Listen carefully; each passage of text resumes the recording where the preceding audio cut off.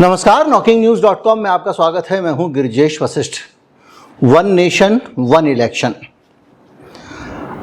आज भारत सरकार की कैबिनेट ने यानी मोदी जी के मंत्रिमंडल ने वन नेशन वन इलेक्शन के प्रस्ताव को पास कर दिया।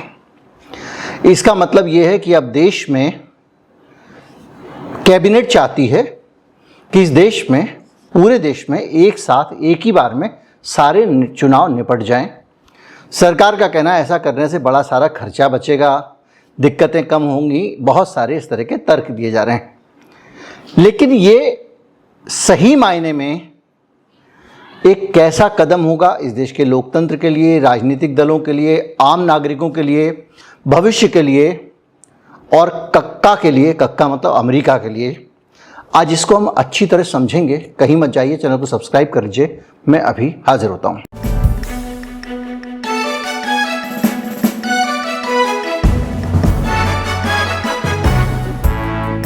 ये वन नेशन वन इलेक्शन का जो एक फुंतरू छोड़ा था, इसको लेकर पहले भी हिंदुस्तान में कई कमेटियां बन चुकी हैं और 1967 तक इस देश में एक साथ ही चुनाव हुआ करते थे, लोकसभा और विधानसभा के। सरकार ने लोकसभा और विधानसभा के चुनाव एक साथ और स्थानीय निकायों के, नगर निगम के चुनाव भी एक साथ कराने के लिए ये वन नेशन वन इलेक्शन का एक फार्मूला निकाला। तर्क दिया जा रहा है कि जब एक साथ चुनाव होंगे तो एक ही बार में चुनाव निपट जाएंगे, बार बार चुनाव होना, बार बार बहुत सारा खर्चा होना, दूसरी चीज़ें, परेशानियां बच जाएंगी और ये देश की आसानी हो जाएगी। इससे ये आपको तर्क दिया जा रहा है। तो अगर ये इतना जनहित का अच्छा कदम है तो सरकार को जनता के पास जाना चाहिए था, जनता से राय लेनी चाहिए थी।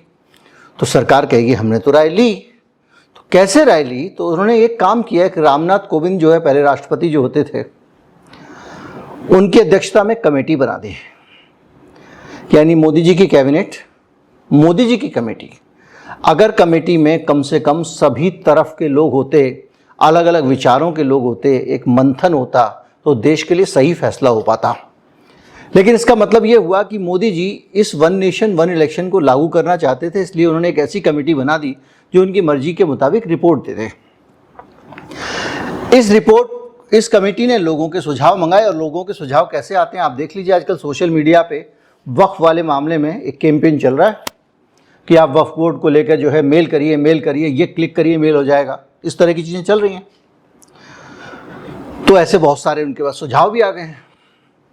अब उन्होंने वन नेशन वन इलेक्शन की घोषणा कर दी। लोग कहेंगे आपको इसमें दिक्कत क्या है? भाई उन्होंने, हो तो वन नेशन वन इलेक्शन ही रहा है। तो वन नेशन वन इलेक्शन में जो दिक्कत होने वाली है उसके बहुत सारे पहलू हैं और मैं जो एक नागरिक होने के नाते जो मुझे सबसे ज़्यादा फिक्र है वो ये है कि भारत में जो अंतर्राष्ट्रीय पूंजीवादी एजेंडा है, जो अमेरिकी पूंजीवादी एजेंडा है, भारत में तथाकथित जो पूंजीवादी रिफॉर्म्स हैं और जो नॉन पॉपुलिस्ट रिफॉर्म है, जो आम जनता की भावनाओं के विपरीत किए गए रिफॉर्म्स, तो शब्द उन्होंने दिया है ना, वो रिफॉर्म्स है या नहीं, ये तो हम देख रहे हैं रोज अपने जीवन में।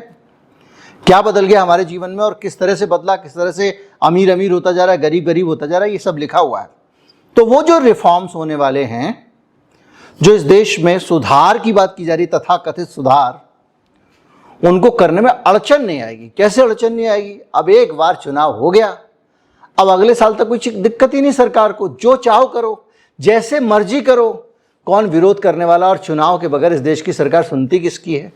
जब तक चुनाव होता है तब तक सुनवाई, जब चुनाव खत्म तो सुनवाई खत्म।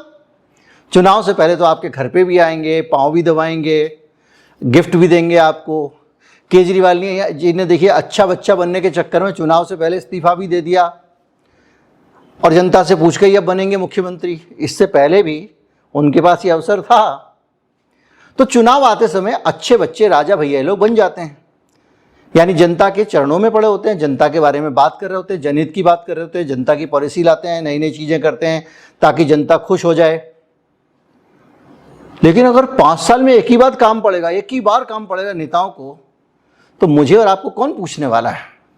हम लोग तो वैसे ही रियाया हो जाएंगे। और जब जिस तरह का ऑटोक्रेटिक सिस्टम हम देख रहे हैं, इसमें तो सरकार बेलगाम हो जाएगी, उसको जो करना है करेगी, क्योंकि उसको पता है 5 साल बाद जब चुनाव आएगा तो देखा जाएगा तब हम जो करना है हिंदू मुसलमान वगैरह कर लेंगे, अभी हो जान दो केवल जो करना है। तो क्या होता है, जो इकोनॉमिक रिफॉर्म्स होते तथाकथित, जो IMF और वर्ल्ड बैंक का एजेंडा है, उसको भारत में लागू करने में दिक्कत नहीं आती है।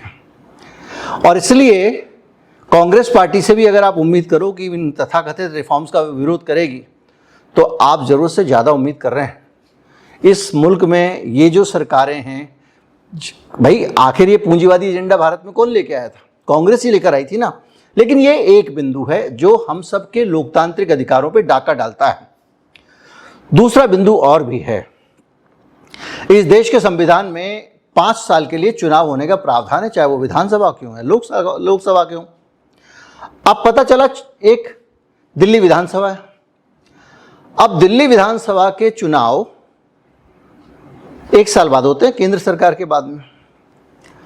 यानी जब भी कुछ होगा, गड़बड़ होगी, लोग सरकार गिरा दें, मान लीजिए चोर निकल गया मुख्यमंत्री किसी राज्य का, और उस राज्य का मुख्यमंत्री चोर निकल गया, तो लोगों ने क्या किया, विपक्षी दलों ने अविश्वास प्रस्ताव लाए और सरकार को गिरा दिया। अब बाकी के कार्यकाल में क्या होगा? क्या अगला चुनाव आने तक वहां राष्ट्रपति शासन लगेगा? क्या उस देश के, उस प्रदेश के नागरिकों को, अगर उसके चुने गए प्रतिनिधियों ने बहुमत से किसी पार्टी को चुनाव हरा दिया है, सदन में अविश्वास प्रस्ताव लाके हटा दिया है, उसको कहा है कि सिंहासन खाली करो, तुम इस लायक नहीं हो, तो इस जनता को अपना दूसरा प्रतिनिधि वहां भेजने का कोई अधिकार ही नहीं छोड़ा गया है। ये कितना बड़ा लोकतंत्र की हत्या का काम है, जो संविधान की मूल भावना है। संविधान में तो लिखा है 5 साल के लिए चुनाव होंगे, विधानसभा के, लोकसभा के, नगर निगमों के, स्थानीय निकायों के। ये सारी चीजें जो हैं, ये बता रही हैं कि किस तरह से सरकार लगातार हमारे से हमारा लोकतंत्र छीनने की कोशिश कर रही है। 15, 17, 18 में अलग अलग समय पर कमेटियां बनाई गई हैं, जिनमें कहा गया कि विधानसभा की अवधि को छोटा कर दो, बड़ा कर दो, कुछ कर दो, बराबर चुनाव करा दो। क्योंकि अभी मान लीजिए, अभी चुनाव होके चुके हैं कई राज्यों में, और अभी फिर चुनाव आने वाले हैं। हरियाणा में चुनाव है तो सरकार सीधी चल रही है ना, पंगे नहीं ले रही जनता से।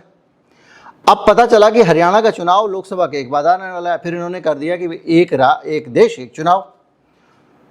तो क्या हरियाणा की विधानसभा भंग कर दोगे आप? लोगों ने जो 5 साल के लिए चुनी है, वो अधिकार छीन लोगे? निश्चित तौर पे ये जो बदलाव लाएंगे, इसमें ये अधिकार मतदाता का छीना जा रहा होगा। इसके साथ साथ जो अविश्वास प्रस्ताव हैं, उनको लेकर मैंने बताया कि ये जो विकल्प हैं, उसमें सब कुछ सत्तारूढ़ दल के पक्ष में हो जाएगा। इसके अलावा एक और संकट है, भाई जिनके पास संसाधन है, शक्ति है, संगठन है, उन पार्टियों को तो इससे फायदा हो जाएगा। जैसे कांग्रेस पार्टी है, जैसे बीजेपी पार्टी है।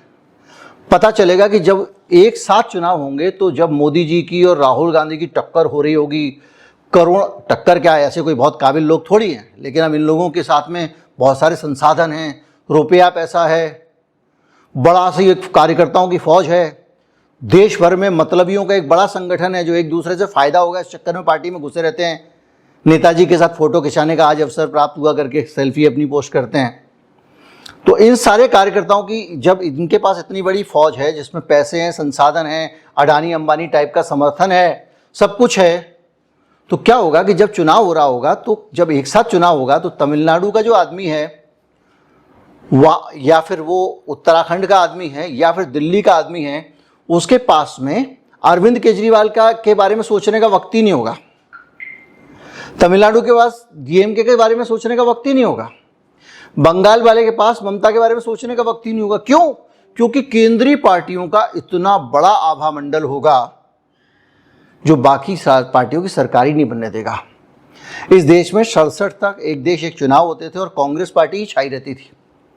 दूसरी पार्टी को सिर उठाने का मौका भी नहीं मिलता था। तो क्या इस देश में आप जो छोटी पार्टियां हैं, चाहे वो समाजवादी पार्टी हो, मायावती हो, या कोई भी पार्टी हो, इनको आप खत्म कर देना चाहते हैं और सिर्फ ऐसी बड़ी पार्टियों को रखना चाहते हैं जो इंटरनेशनल कैपिटलिस्ट एजेंडा को खुशी खुशी लागू करती रहे? इनको केरल की सरकार नहीं चाहिए, इनको बंगाल की, त्रिपुरा की सरकार नहीं चाहिए। ये साफ दिखाई देता है। इससे क्या होगा कि सत्ता का केंद्रीकरण होगा। और जो राज्य की विधानसभा है वो कमज़ोर हो जाएंगी क्योंकि उनके पास ज़्यादा ताकत नहीं रहेगी, क्योंकि वो विधानसभा फिर केंद्र के इशारे पे नाचेगी। क्योंकि जब चुनाव होगा और विधानसभाएं ऐसी चुन के आएंगी जो केंद्र के प्रभाव में रहेंगी, तो फिर तो जनता की, और अब आप कहेंगे उनकी क्यों सुननी चाहिए, तो आप ऐसा समझिए, तमिलनाडु के लोग, एक भाषा का उदाहरण देते रहा हूँ, तमिल भाषा के साथ अन्याय ना हो इसको लेकर बड़े सजग रहते हैं। कर्नाटक के लोग कन्नड़ को लेकर सजग रहते हैं, उनके बीच में कावेरी जल विवाद भी है। हरियाणा और पंजाब के बीच में सतलुज यमुना जो नहर है उसके बीच लिंक नहर, सतलुज यमुना लिंक नहर SYL, उसको लेकर भी विवाद चलता रहता है।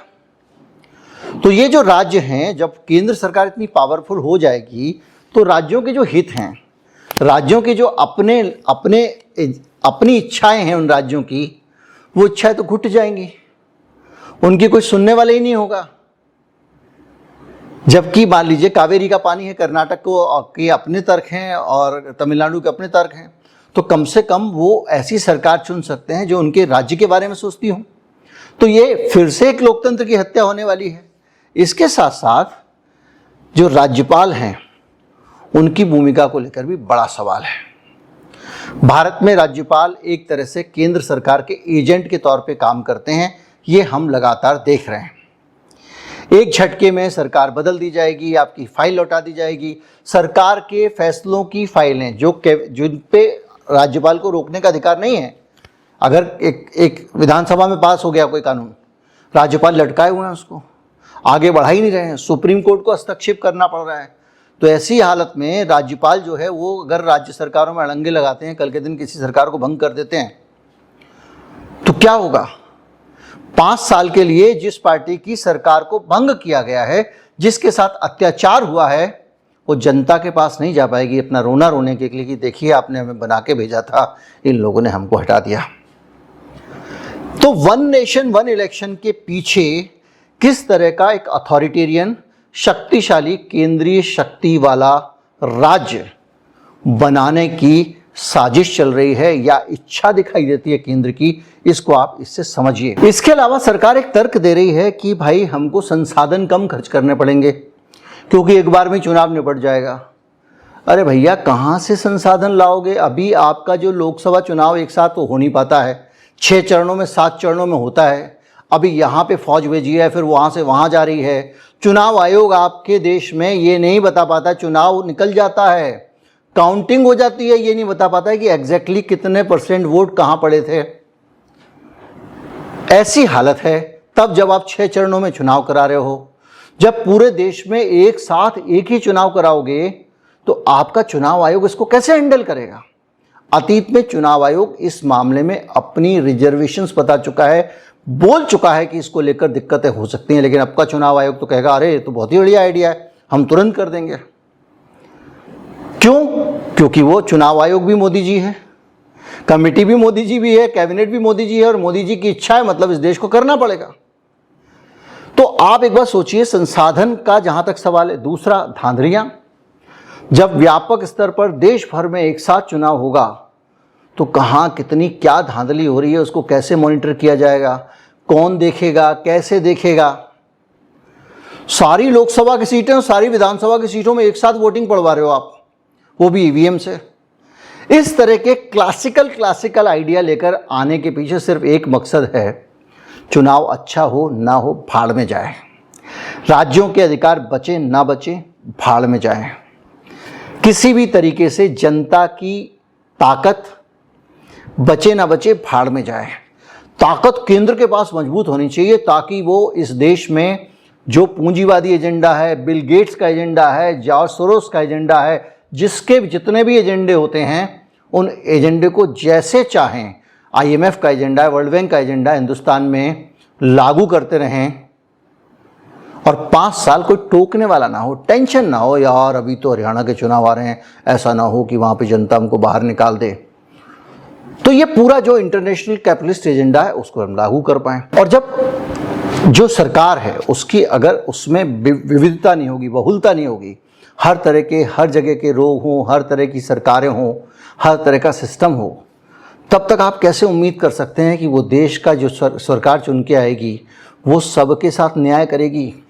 पंजाब, सिंध, गुजरात, सिंध तो अब चला गया उधर, महाराष्ट्र, इस तरह से अलग अलग राज्य जो हैं हमारे, हिमाचल है, उत्तराखंड है, इन छत्तीसगढ़ है, झारखंड है, इन सब जगहों के लोगों की जो एस्पिरेशंस हैं। अच्छा, इसके अलावा आप क्या करते हैं, एक आपके देश में एक होता है अपर हाउस, जिसको आप कहते हो राज्यसभा। अगर लोकसभा इतनी शक्तिशाली हो जाएगी और राज्यों में भी जो सरकार आएगी वो केंद्रीय नेतृत्व के प्रभाव में चुनी जाएगी, मोदी के नाम पे जब चुनाव लड़ा जा रहा होगा इस देश में, तो स्थानीय मुद्दे तो घुस ही जाएंगे। तो राज्यसभा का औचित्य क्या बच जाएगा? क्योंकि संविधान में राज्यसभा क्या है? राज्यसभा है हाउस ऑफ द स्टेट्स, यानी राज्यों के प्रतिनिधि वहां बैठते हैं। आपने देखा ना, राज्यसभा का चुनाव होता है, फलां राज्य से चुनाव लड़ रहे हैं, जैसे अभिषेक मनु सिंघवी जो है वो हिमाचल से हार गए थे, तो फिर राज्यसभा का पर्पज ही खत्म हो जाएगा, क्योंकि राज्यसभा में भी वही लोग चुने जाएंगे जिनको केंद्र सरकार चाहेगी। तो आपने एक पूरी जो पार्लियामेंट्री डेमोक्रेसी है हिंदुस्तान का, जो इलेक्शन का सिस्टम है, उस पूरे के पूरे सिस्टम को क्या कर दिया, उठा के एक डब्बे में डाल दिया, और वो डब्बा उठा के मोदी जी की जेब में डाल दिया। यानी आप जो कहते थे तीसरी बार चुने जाएंगे तो चुनाव नहीं होंगे, तो ये चुनाव नहीं होंगे से थोड़ी मिलती जुलती अवस्था है। आप सोचिए, एक पार्टी के पास जिसके बड़े बड़े भव्य भवन हैं पूरे देश में, तमाम संसाधन हैं, खजाने भरे पड़े हुए हैं, एक तरफ वो पार्टी होगी, दूसरी तरफ वो पार्टी होगी जिसके सीताराम येचुरी एम्स में मर गए सरकारी इलाज कराते कराते। कैसे हिंदुस्तान के लोगों को चॉइस मिलेगी? कैसे हिंदुस्तान के लोगों को ये अधिकार मिलेगा कि वो अपनी पसंद की सरकार चुने? तो कुल मिला के ये जो एक देश एक चुनाव का भारतीय जनता पार्टी जो एक लेकर आई है, इसको आप सीधे सीधे ऐसे मत देखिए कि एक देश में एक चुनाव के सुविधा हो रही है वगैरह वगैरह। इस सुविधा के नाम पे इस देश में एक अथॉरिटेरियन रिजीम को लाने की कोशिश हो रही है। यानी राज्यसभा होगी तो वो राज्यों के बारे में बात नहीं करेगी। पहले ही भगवान की दया से ऐसा नहीं हो रहा है। विधानसभा में जो लोग चुन के आएंगे वो वही चुन के आएंगे जो केंद्र सरकार के, मतलब केंद्र सरकार क्या है, देश के बहुत सारे, भाई हम लोग किस में रहते हैं, फेडरल स्ट्रक्चर है हमारा। कहते नहीं है मोदी जी कि हम जो है वो कोऑपरेटिव फेडरलिज्म वाले हैं, यानी बहुत सारे राज्यों ने मिल के एक सरकार बनाई है, केंद्र सरकार। कुछ सरकार केंद्र सरकार के कुछ अधिकार हैं, कुछ अधिकार राज्य सरकारों के हैं। तो वो जो अधिकारों का बंटवारा है वो भी खत्म हो गया। जो राज्य सरकारों के अधिकार हैं, जैसे कि जो जीएसटी के अंदर आप देखते होंगे वैट है, दूसरे जो अधिकार हैं टैक्स लेने के, इसके अलावा भी law and order state subject है, यानी पुलिस उनके पास में है। तो ये सारी चीज़ें जब चुनाव ऐसे हो जाएंगे तो वो भी किसकी हो जाएंगी, केंद्र की हो जाएंगी, और राज्यों का जो प्रतिनिधित्व होगा राज्यसभा में वो भी इनका हो जाएगा। तो इसका मतलब ये है कि जब आने वाले समय में इस पे जब आगे बढ़ेंगे ये, तो एक संविधान संशोधन विधेयक इनको लाना पड़ेगा। आसान कितना है इसको समझिए। इनके लिए संविधान संशोधन लाने के लिए आपको 2/3 बहुमत चाहिए, राज्यसभा से भी पास कराना पड़ेगा, और राज्यों की भी इसके लिए, चूंकि राज्य इन्वॉल्व हैं, सहमति की आवश्यकता होगी। तो ये सारा का सारा अभी जो ये करने जा रहे हैं, इसके बीच में कुछ दिक्कतें तो हैं, लेकिन अगर जागरूकता नहीं होगी, अगर हम लोग जागरूक नहीं होंगे नागरिक, क्योंकि सबसे ज्यादा क्या हो रहा है, हमारे कब्जे से सरकार बाहर निकल रही है, नौकर राजा बन रहा है हमारा। तो हमारे को ज्यादा जागरूकता की जरूरत है, और इस जागरूकता को राज्य सरकारों तक पहुंचाने की जरूरत है कि भाई साहब ऐसे नहीं चलेगा। बुलडोजर चलाने का अधिकार तो योगी जी के पास ही होगा। पहले ही जो है वो राजस्थान में हमने देख लिया, मध्य प्रदेश में देख लिया, कठपुतली सरकारें आ रही हैं केंद्र की। उसके बाद तो और जो है भगवान ही मालिक होगा, कोई ममता बनर्जी नहीं बचेगी, कोई मायावती नहीं बचेगी। तो ये बहुत सारी चीज़ें ऐसी हैं जो आने वाले समय में जिस पे फैसले होने हैं, और ये फैसले जनता की मर्जी के बगैर नहीं हो सकते, और जनता की मर्जी जन जागरण से होगी। इस विषय पे लोगों को जागरूक करें, उनको बताएं भैया कि ये कहानी क्या है। और अगर आप हमारा वीडियो शेयर करना चाहें तो वो भी कर सकते हैं।